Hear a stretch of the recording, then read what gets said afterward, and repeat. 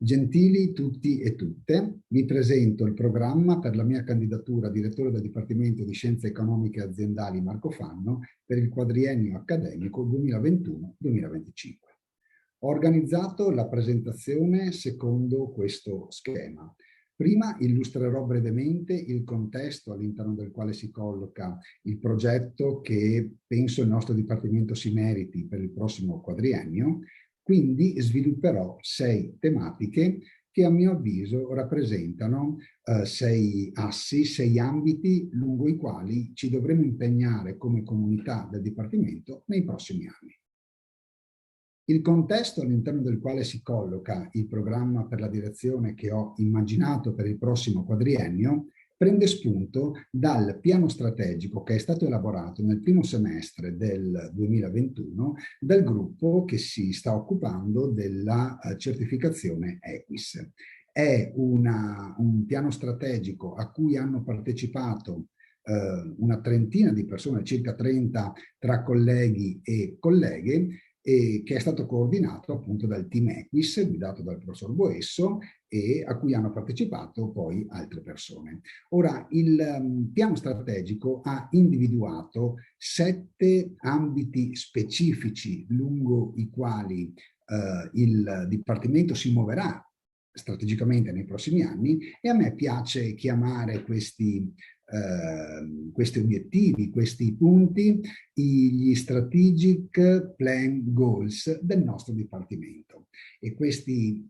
obiettivi hanno a che fare con cosa rende differente il nostro Dipartimento a livello nazionale e internazionale, qual è il posizionamento che il Dipartimento ambisce ad avere o a raggiungere nei prossimi anni, in che modo garantire il bilanciamento tra lauree magistrali e laurea triennale, e che ruolo, che contributo devono dare i master e i programmi di executive education, in che modo potenziare il rapporto tra il nostro Dipartimento e la comunità che ci circonda, in che modo il Dipartimento ingaggia o, se vogliamo, include, adotta politiche inclusive per studenti e studentesse, comunità dei docenti e delle docenti e staff. E infine un ultimo punto ha a che fare con le modalità o gli approcci per integrare la comunità di studenti, la comunità studentesca internazionale e italiana che frequenta le nostre iniziative didattiche, e le nostre iniziative di ricerca e anche le nostre iniziative di divulgazione e di apertura alla comunità. All'interno di questo quadro generale, che mi piace considerare come la Costituzione che dovrà essere rispettata nei prossimi anni, a mio avviso ci sono altre 3 variabili indispensabili da tenere in considerazione per progettare un piano quadriennale adeguato. Il primo ha a che fare con la certificazione EQUIS che ho già citato. Il processo di certificazione ha una serie di impatti che hanno a che fare con l'organizzazione interna, il consolidamento dell'organizzazione interna, con un nuovo approccio alla gestione dei processi interni. Inevitabilmente porterà a un innalzamento della qualità del lavoro di tutte le persone coinvolte nella comunità del Dipartimento, ci permetterà di presidiare in maniera consapevole alcuni ambiti di attività che fino ad oggi abbiamo sicuramente presidiato, ma non sempre in un quadro organico di riferimento. Ci permetterà anche di abituarci alla misurazione non solo della performance scientifica, ma anche di quella didattica e di quella organizzativa. Un secondo elemento di contesto da tenere in considerazione ha a che fare con i PhD honoris causa che il nostro Dipartimento ha promosso e che sono già stati approvati dagli organi del nostro Ateneo. Il nostro Dipartimento in circa 32 anni di vita ha ad oggi attribuito solo una laurea honoris causa al dottor Mario Carraro. Nei prossimi 3 anni avremo altre 3 occasioni di questo tipo con il professor Gary Gereffi, con il professor Orazio Pietro Attanasio e con il dottor Carlo Messina. A me pare che noi dovremmo nei prossimi anni trasformare questi eventi da eventi isolati a eventi integrati in un piano strategico di sviluppo. Quindi devono avere un effetto leva e noi ci dobbiamo far trovare pronti. Il terzo e ultimo fattore di contesto che non possiamo ignorare e che dobbiamo valorizzare ha a che fare con il flusso di risorse che nei prossimi anni, nei prossimi 4-5 anni, per decisioni del governo, per decisione del nostro Ateneo o per decisione delle istituzioni regionali, arriverà per finanziare le attività di ricerca e più in generale il sistema universitario. Anche di fronte a questo flusso di risorse che potenzia quello che già abbiamo come Dipartimento di Eccellenza, noi dobbiamo farci trovare pronti con progettualità e con iniziative che meritino l'attribuzione a noi delle risorse. Cominciamo a entrare nel merito dei 6 punti che caratterizzano il programma. Il primo riguarda la didattica. E la didattica si inserisce a sua volta in un contesto che potrà muoversi lungo e potrà valorizzare l'effetto traino della certificazione EQUIS, che ci permetterà non solo di migliorare i processi interni, ma anche di avere visibilità internazionale. Dovrà far leva sui rankings elevati, non solo del nostro Dipartimento, ma anche dell'Ateneo, e quindi dovremo capire la logica che sta dietro questi ranking e agire in maniera mirata per aumentare l'impatto della nostra azione sugli stessi. E un terzo elemento che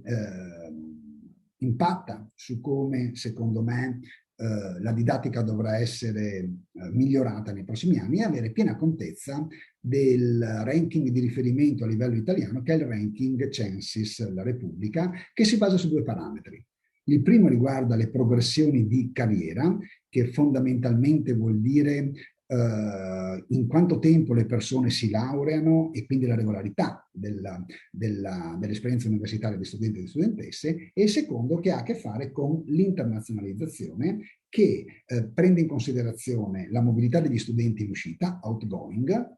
la qualità delle università ospitanti, ma anche gli iscritti stranieri ai corsi di laurea. Bene, tenendo conto di questi 3 elementi, cosa propongo di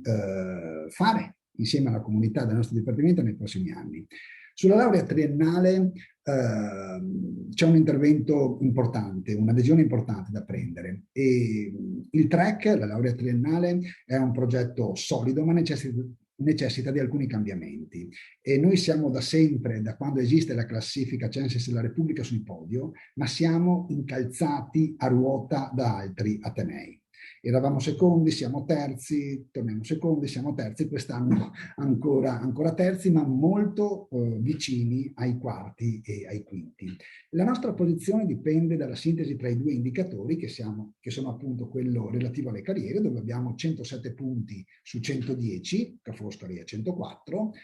come riferimento. Prendo Ca' Foscari a riferimento perché Ca' Foscari alle lauree triennali è più avanti di noi, perché occupa il secondo gradino del podio, mentre dobbiamo recuperare sull'internazionalizzazione, dove abbiamo 97 punti su 110, Ca' Foscari ne ha 102. Ora, per potenziare, per migliorare il parametro carriere, saliremo sul carro di EQUIS, perché è quello, diciamo, lo strumento per raggiungere, per migliorare, per arrivare a 110. Sul lato dell'internazionalizzazione, il dato non dipende tanto da carenze nostre. Quello che ha fatto l'area internazionalizzazione, il team dell'area internazionalizzazione, è a dir poco eccezionale. L'unico modo per migliorare su questo parametro è iscrivere studenti stranieri, e quindi nei prossimi anni, in tempi rapidi, dovremo attivare un intero canale in lingua inglese alla laurea triennale e adoperarci per promuovere, grazie a EQUIS, grazie alle lauree honoris causa, il nostro prodotto, il nostro progetto formativo, almeno sullo scenario europeo e, perché no, nel mercato asiatico o africano. Per quel che riguarda la laurea triennale, questa è la priorità nei prossimi 4 anni. Quindi una cosa, ma da fare in tempi relativamente rapidi. Il quadro delle lauree magistrali è un po' più articolato. Sulle lauree magistrali noi viviamo un incremento, abbiamo vissuto un incremento di presenza di studenti stranieri, e grazie al fatto che 4 o 5 anni fa abbiamo puntato senza indugio sulle lauree in lingua inglese a livello magistrale, mentre siamo meno performanti, meno attrattivi per gli studenti italiani. Il combinato disposto fra questi due elementi ci ha portato, non dimentichiamolo, a una crescita del posizionamento delle lauree magistrali nel ranking Censis della Repubblica, perché siamo passati dal 17° posto al 9° posto. Quindi il trend è in crescita, ma questo trend, se andiamo a vedere i dati pubblici su come viene determinato il nostro punteggio, vediamo che siamo cresciuti sul parametro internazionalizzazione, grazie al fatto che abbiamo i degree seekers, mentre siamo con margini di miglioramento significativi, abbiamo un punteggio di 81 su 110 per quel che riguarda la regolarità delle carriere. Perché questo succede? Fondamentalmente perché le persone che noi iscriviamo straniere alle lauree magistrali non sono sempre pienamente a target.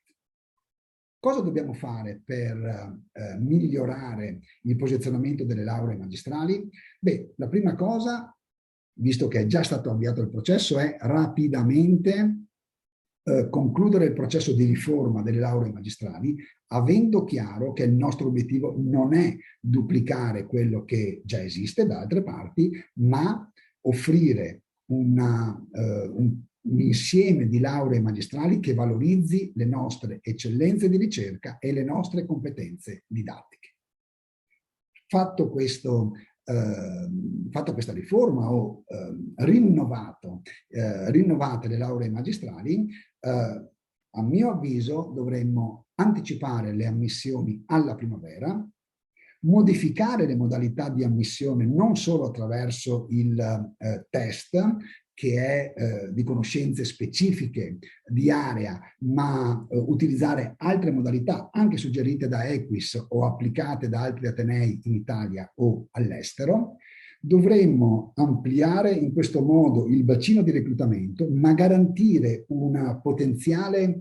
parità di conoscenze per studenti e studentesse iscritte attraverso dei corsi preparatori, inevitabilmente online, i ben noti MOOC, da rendere obbligatori o fortemente consigliati e che permettano a queste persone che magari hanno un background non sempre strettamente coerente con i contenuti della laurea magistrale, ma hanno il potenziale, a parere di chi gestirà il processo di selezione, per permettere a queste persone di arrivare allineate ai nastri di partenza e quindi aumentare la probabilità che la progressione delle carriere sia una progressione che ci porta su in termini di ranking. L'ultimo aspetto da tenere in considerazione, secondo me, per quel che riguarda l'obiettivo strategico delle lauree magistrali è creare in maniera scientifica, mi verrebbe da dire, in maniera informata e in maniera consapevole, delle alleanze di filiera triennale magistrale con altri dipartimenti del nostro Ateneo. Ci sono le condizioni e ci sono delle iniziative all'interno dell'Ateneo, anche iniziative alle quali noi come comunità SEA partecipiamo, che possono permetterci di avere nuovi flussi di studenti e studentesse magistrali che provengono da corsi di laurea del nostro Ateneo, ma di altri dipartimenti. Per quello che riguarda la ricerca, il contesto nel quale si muove la nostra ricerca è un contesto di eccellenza certificata e che può far leva nei prossimi 4 anni sull'effetto traino di Equis, che inevitabilmente ci differenzierà sul mercato europeo e anche di altri continenti, e dovremmo valorizzare anche in ottica di ricerca i PhD honoris causa che daremo nei prossimi anni, e per fare l'operazione sulla ricerca potremo continuare, come già stiamo facendo bene, ad utilizzare le risorse del Dipartimento di Eccellenza e le future risorse che verosimilmente il PNRR metterà a disposizione per iniziative di ricerca qualificate o potenzialmente impattanti. Bene, all'interno di questo contesto che fare? In termini di reclutamento il Dipartimento già fa bene, ci siamo aperti, chi prima, chi dopo, a un reclutamento sul un job market europeo. Dovremmo continuare in questa direzione, completando la consistenza delle diverse aree più o meno corpose in funzione degli obiettivi strategici e della valorizzazione delle competenze che già ci sono per creare gruppi omogenei e anche sufficientemente corposi da poter permetterci di avviare percorsi di ricerca virtuosi e se questo è l'elemento di continuità, un elemento nuovo, un elemento da formalizzare è creare delle linee guida per il reclutamento, per l'upgrade o per gli ingressi dall'esterno, da rendere chiaro, da socializzare con tutti e con tutte nelle diverse fasi del ciclo di vita della carriera. Queste linee guida per il reclutamento potrà orientare le scelte delle persone e permettere alle persone di impegnarsi in una direzione o in un'altra direzione in funzione dei propri obiettivi di carriera. È un modo per garantire equità procedurale e per garantire equità interna. Io penso che le linee guida per il reclutamento all'interno di un approccio al reclutamento già ben definito sia un modo relativamente semplice ma senz'altro concreto per creare un ambiente inclusivo e per valorizzare le competenze e le potenzialità delle persone. Un secondo aspetto che già esiste, che va mantenuto, è quello della premialità individuale, quindi premiare anche economicamente le persone che raggiungono risultati eccellenti nella ricerca. Ecco, io penso che questa premialità individuale debba coinvolgere tutti e tutte naturalmente, ma in particolare studenti e studentesse nella fase iniziale, PhD, nel secondo step, postdoc, RTDA, con adeguati fondi, se volete, di seed e early stage in termini di carriera. Quindi attirare attirare studenti e studentesse di PhD con elevato potenziale anche in relazione non solo alla qualità della ricerca, alla qualità della didattica, ma anche alla presenza di risorse abbastanza ben definite da attribuire in maniera competitiva per finanziare i propri progetti di ricerca o la proiezione internazionale. Un altro elemento che va potenziato è la premialità interdisciplinare, ovvero dedicare delle risorse da prendere dal progetto di eccellenza, perché no, dedicando una parte delle fee che le attività fatte con l'esterno lasciano al Dipartimento, ecco, creare un fondo per andare a supportare, a incentivare progetti di ricerca, i risultati dei progetti di ricerca realizzati dalla comunità del Dipartimento che siano autenticamente interdisciplinari. Anche questo è un modo per creare un ambiente inclusivo e in particolare per includere aree che in alcune fasi per ragioni storiche o per ragioni di numerosità hanno maggiori difficoltà a sviluppare ricerche corporee proprio per carenza di persone che ci possono lavorare. Ancora in termini di ricerca, una cosa che già è stata avviata qualche mese fa, il progetto di mentoring, che è una splendida iniziativa che va resa operativa e va mantenuta perché appunto è un'ottima iniziativa che non ho proposto io, ma sulla quale mi ci rivedo completamente. Ecco, io aggiungerei una progettualità specifica sulla quale mi piacerebbe impegnarmi anche personalmente per concordare con colleghi e colleghe uscite da poco dal nostro dipartimento per ragioni di età, per quelle persone che a breve lasceranno il nostro dipartimento per raggiunti limiti di età, ecco, con queste persone, al di là del titolo di senior researcher, io penso che il Dipartimento debba elaborare una strategia per fare in modo che le loro competenze, le loro relazioni, la loro reputazione porti valore alla comunità del Dipartimento nelle sue diverse componenti. In termini di ricerca abbiamo il laboratorio multifunzionale di economia e management che oltre a rappresentare, questo è già stato fatto non da me, un luogo dove poter fare ricerca potenzialmente molto buona, io penso che il LEM intitolato al caro collega Carlo Buratti debba diventare anche un luogo capace di generare ricerca applicata per le istituzioni nazionali e, perché no, anche oltre confini. Ultimo aspetto, per quel che riguarda la ricerca, abbiamo 4 anni a disposizione, quindi si potranno poi individuare le priorità anno per anno, ma senza dubbio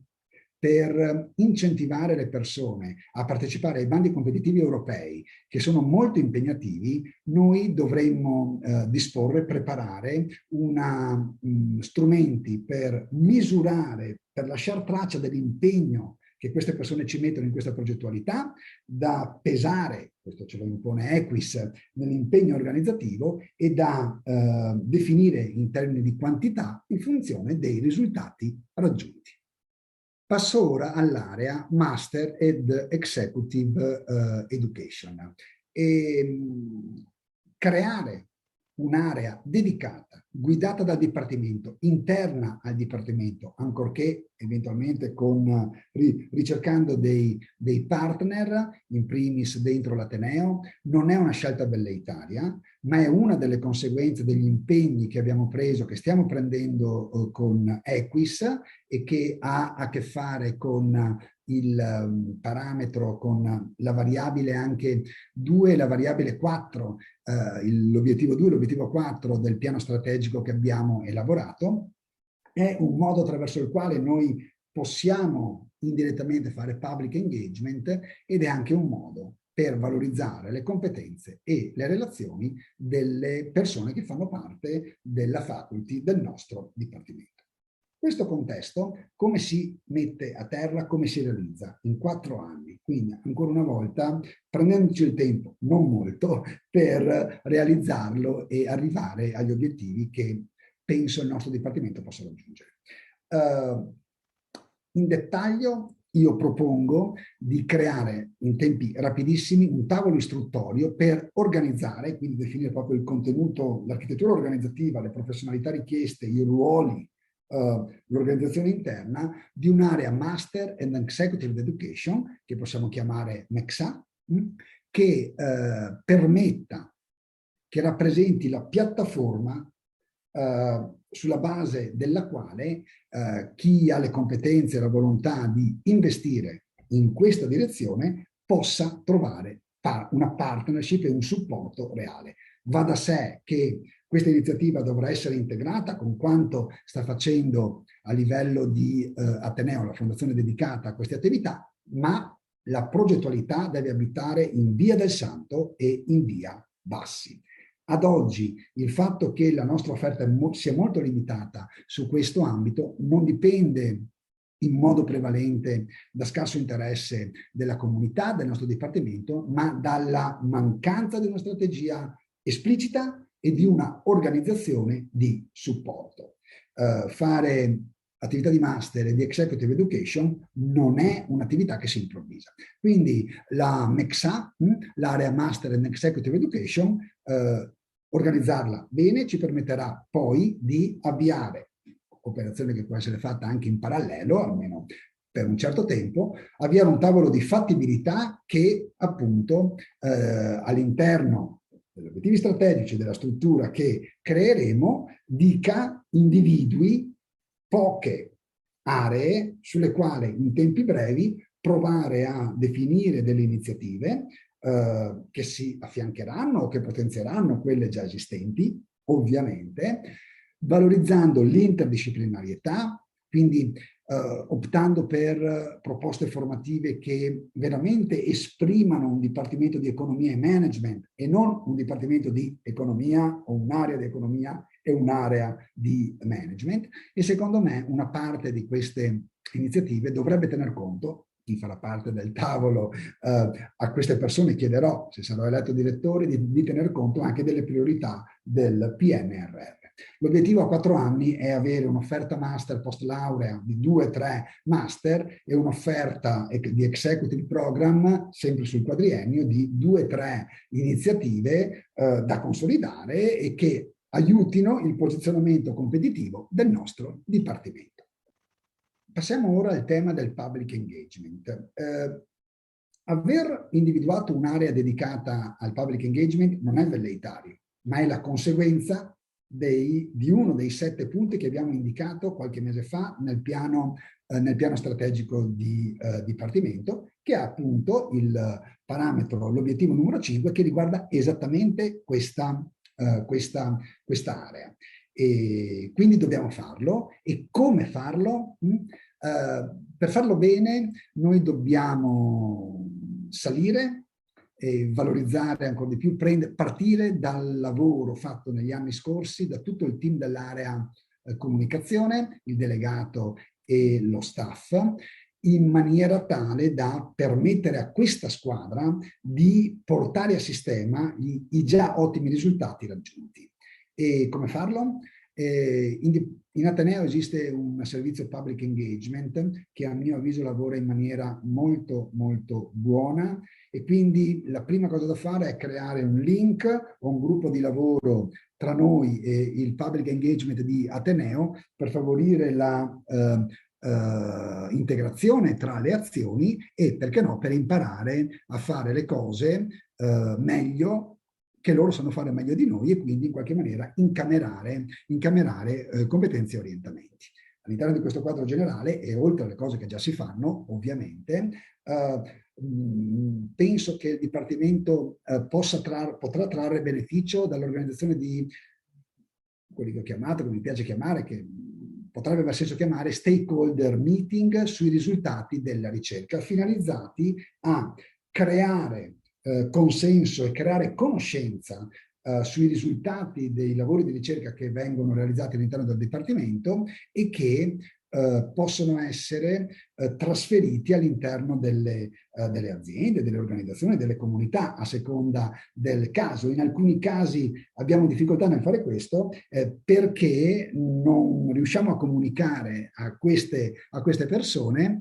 o a queste istituzioni che cosa facciamo e perché quello che facciamo può servire anche alle loro realtà. Gli stakeholder meeting possono essere organizzati ad hoc a seconda della ricerca, ma dovrebbero anche coinvolgere i componenti dell'advisory board e i componenti dei GAV che noi ad oggi tendiamo a convocare e con i quali conversiamo tendenzialmente per degli adempimenti e non in maniera completa o comunque in maniera migliorabile per fare delle attività di sviluppo. Un'altra azione strettamente connessa con il public engagement è l'attività del laboratorio multifunzionale di economia e management, il LEM. Ne ho già parlato in un punto precedente. Quello che mi preme dire qui è che un laboratorio come quello che abbiamo creato può, dal mio punto di vista, fare ciò che oggi altri laboratori di altri dipartimenti del nostro Ateneo fanno per le istituzioni, a quel che so io, regionali. Quindi diventano dei luoghi dove i policy maker richiedono elaborazioni, approfondimenti e ricerche quantitative o qualitative per prendere decisioni pubbliche. Ecco, io penso che il LEM possa fare bene il suo lavoro anche in funzione del public engagement, assieme al CRIE, assieme agli altri laboratori o centri di ricerca che gravitano attorno o dentro il Dipartimento. Staff amministrativi e tecnico-informatici. Gli staff amministrativi e tecnico-informatici sono da sempre nel nostro Dipartimento, non da ieri o dall'ultima direzione, i nostri migliori partner, perché sono qualificati e perché sono complementari per il raggiungimento a noi, alla comunità, diciamo, scientifica, per il raggiungimento dei nostri obiettivi. Tutto quello che abbiamo fatto nelle sue diverse componenti, public engagement, ricerca, didattica, è la sintesi della collaborazione virtuosa e generosa di staff amministrativi e tecnico-informatici e parte docente. Un team, una squadra qualificata e complementare ai nostri obiettivi. Negli ultimi anni questa squadra è stata ulteriormente potenziata negli ultimi anni grazie ad alcuni inserimenti di alcuni nostri colleghi e colleghe, appunto di natura amministrativa o tecnico-informatica. Ci sono stati alcuni upgrade, ci sono stati casi di mobilità intra-dipartimento, quindi da un ufficio all'altro o da una sede all'altra, piuttosto che operazioni di redesign del job. Quindi meglio di così non potrebbe andarci, non potremmo partire da una situazione migliore. Ecco, a partire da questa risorsa, da questo patrimonio, cosa fare nei prossimi anni? Un progetto di sviluppo coerente di colleghi e colleghe degli staff amministrativi e tecnici informatici che sia appunto coerente con lo Strategic Plan Goal numero 6, che ha a che fare con il tema della integrazione delle diverse componenti del Dipartimento, di cui una è esattamente quella che ha a che fare con il gruppo, il team amministrativo e tecnico informatico. Siamo in miglioramento in termini di qualità e di anche di qualità e di apprezzamento dell'ambiente di lavoro, ma a partire da questo, nei prossimi anni, cosa propongo di fare? Creare un tavolo istruttorio misto, amministrativi, tecnici informatici e docenti, che permetta di trasferire gli obiettivi del piano strategico del piano strategico, quindi di Equis, della riforma della laurea triennale e della laurea magistrale, della creazione che auspico veloce di questa MEXA, Master and Executive Education Area, tradurre questo sviluppo strategico in termini di fabbisogni di upskilling oppure di nuove skill per i colleghi e le colleghe dell'area amministrativa e tecnico-informatica. L'output atteso è avere un piano formativo, eventuali percorsi di mobilità intradipartimento, percorsi di mentoring da una persona a un'altra persona, sia all'interno del dipartimento o tra dipartimenti, cose che già in parte sono avvenute, ma che io auspico vengano strutturate e rese stabili all'interno del nostro dipartimento per valorizzare il capitale umano, la professionalità e l'impegno di tutte queste persone, senza le quali non avremmo mai raggiunto gli obiettivi che abbiamo raggiunto. Tema della governance. La governance del Dipartimento, come di qualsiasi altra organizzazione, è evidente che impatta su tutti gli obiettivi strategici, perché senza una governance coerente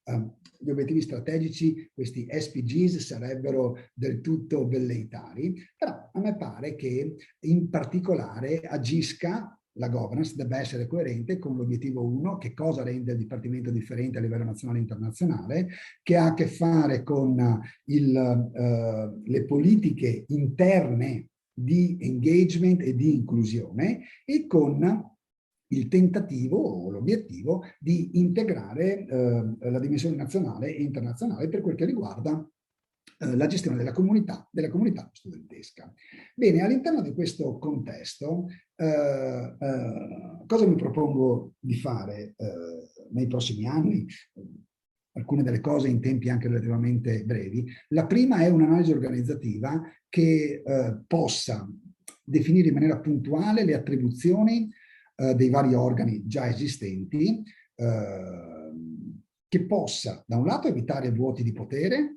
cioè vuoti decisionali più che di potere, e dall'altro sovrapposizioni. Entrambi questi elementi, il primo genera ritardi decisionali, il secondo genera potenziali conflitti. Quindi analizzare in maniera ordinata, con metodo, i processi decisionali, il contenuto, le attribuzioni dei diversi organi e se ci sono delle incoerenze metterle a posto.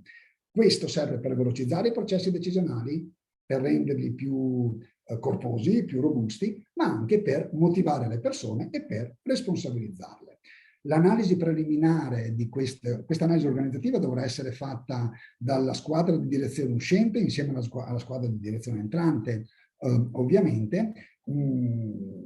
perché non si deve improvvisare, perché bisogna valorizzare tutto quello che è già stato fatto, e questa analisi preliminare dovrà anche un po' definire un percorso per nuovi inserimenti nella squadra di direzione o avvicendamenti in alcuni ruoli. Questa analisi preliminare dovrà poi essere sostenuta da un approccio generale della governance del Dipartimento che sia organizzata distinguendo gli organi di governo in funzione delle loro modalità di funzionamento per garantirci processi decisionali solidi ma leggeri o, se volete, non farraginosi. Concretamente cosa vuol dire? Vuol dire che la squadra di direzione che immagino e il modello di governance che secondo me il nostro Dipartimento si merita e che replica quello che già esiste all'interno del nostro Ateneo, quindi dobbiamo solo prendere spunto da quello che ha fatto il rettorato uscente e che immagino continuerà a fare la rettrice entrante, è distinguere gli organi tra organi che sono permanentemente presenti nella governance, altri che sono temporaneamente presenti, alcuni organi che chi li interpreta o chi ci fa parte o i ruoli che una persona ricopre richiedono un impegno continuo, cioè fa parte del job per un certo periodo di tempo, oppure altri organi il cui impegno, la cui attivazione è on demand oppure periodica. Rientrano tra gli organi di governance permanenti con un impegno continuo, la figura del direttore o della direttrice, vice direttore o direttrice, delegati, delegate e la giunta che ha il non marginale vantaggio di coinvolgere in maniera strutturata, permanente e continua persone degli staff amministrativi e tecnico-informatici negli organi di governo.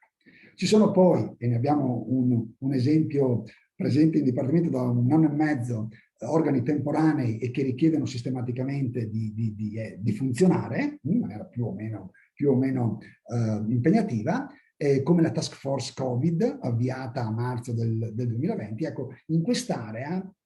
creeremo, quando ci sarà la necessità, dei gruppi, delle task force che per un certo periodo di tempo risolvono un problema o esprimono una certa progettualità e la portano poi all'attenzione degli organi di governo.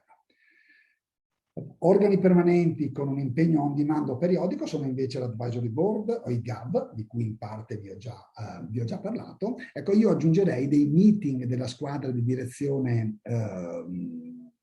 periodici, una volta ogni X mesi o settimane,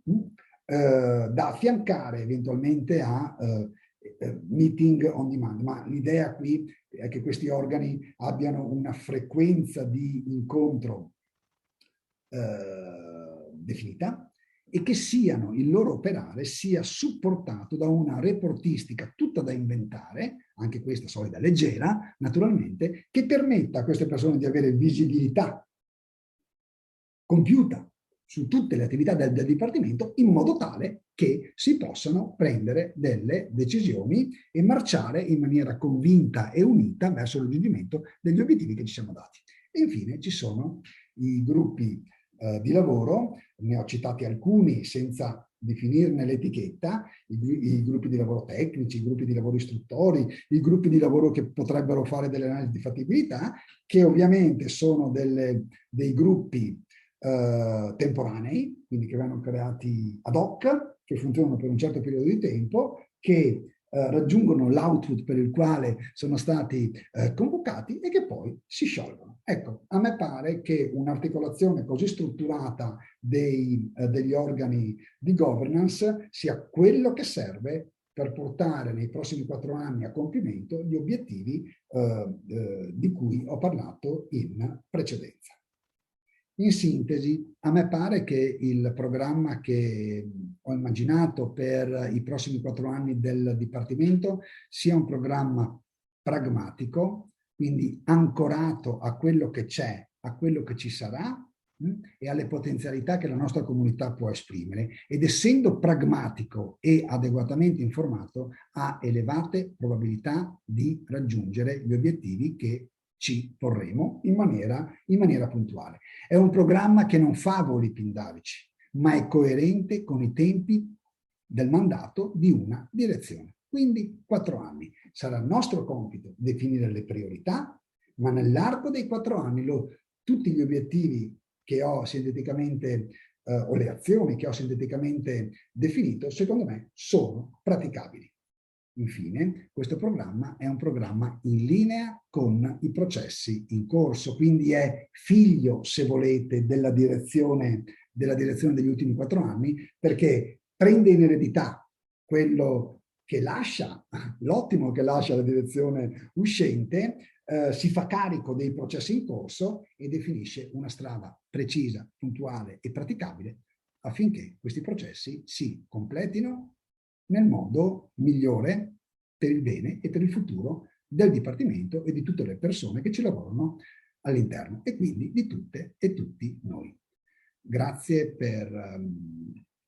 avermi ascoltato e se vorrete sostenete la mia candidatura.